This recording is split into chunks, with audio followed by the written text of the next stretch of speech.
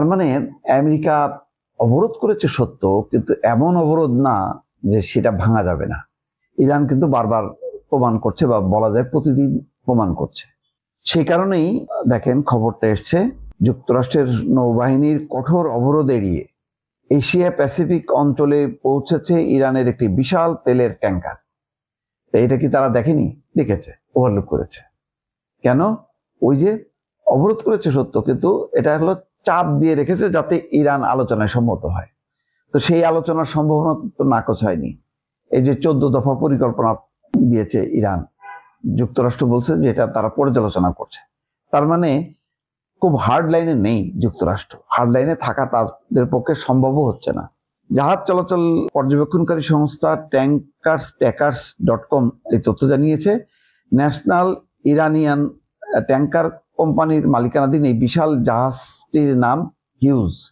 জাহাজটি প্রায় 19 লাখ ব্যারেল অপরিশোধিত তেল বহন করছে, যার বর্তমান বাজার মূল্য প্রায় 22 কোটি মার্কিন ডলার। সামাজিক যোগাযোগ মাধ্যম এক্সে পোস্টে ওই সংস্থা জানাইছে যে 1 সপ্তাহের বেশি সময় আগে জাহাজটিকে সর্বশেষ শ্রীলঙ্কা উপকূলে দেখা গিয়েছিল। বর্তমানে এটি ইন্দোনেশিয়ার লম্বক প্রণালী হয়ে রিয়াউ দ্বীপপুঞ্জের দিকে যাচ্ছে। সংস্থাটি আরো জানায়, গত 13 এপ্রিল মার্কিন নৌবাহিনী ইরানি বন্দর অবরোধের ঘোষণা দেওয়ার সময় হিউজ ইরানের জলসীমায় ছিল, অর্থাৎ ওই জাহাজটা ছিল। এর আগে গত 20 মার্চ জাহাজটি মালাক্কা প্রণালী থেকে ইরানের উদ্দেশ্যে রওনা হওয়ার পর সেটি বন্ধ রাখায় ফলে জাহাজটি অবস্থান শনাক্ত করা কঠিন হয়ে পড়ে। যাই হোক, বোঝা যাচ্ছিল যে নানা রকম বাধা বিঘ্ন পার হয়ে এইটা আমেরিকার অবরোধ মানে ভাঙছে। এটা বিশাল জাহাজ। চাইলে কি আমেরিকা এই জাহাজের উপর ক্ষেপণাস্ত্র হামলা করতে পারতো না? অথবা হেলিকপ্টার দিয়ে গুলি করতে পারতো না? পারতো, করেনি। এখন ইরানের সাথে আর বিরোধ করতে চায় না, আর যুদ্ধ করতে চায় না। এইগুলো তার হচ্ছে সিমটম।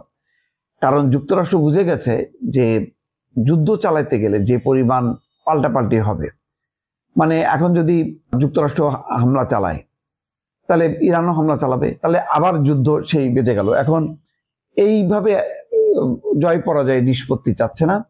ট্রাম্পের এখন কৌশল হচ্ছে যে ছলে বলে কলে কৌশলে ইরানকে আলোচনার টেবিলে নিয়ে এসে চুক্তি সই করানো, এবং তিনি তখন বিশ্বে কিছুক্ষণ পর পর তার ট্রুথ সোশ্যালে তিনি পোস্ট দিতে থাকবেন যে আমি বিজয়ী হয়েছি, আরেকবার বললো আমেরিকা বিজয়ী হয়েছে, আরেকবার বলবে যে ইরান শেষ হয়ে গেছে।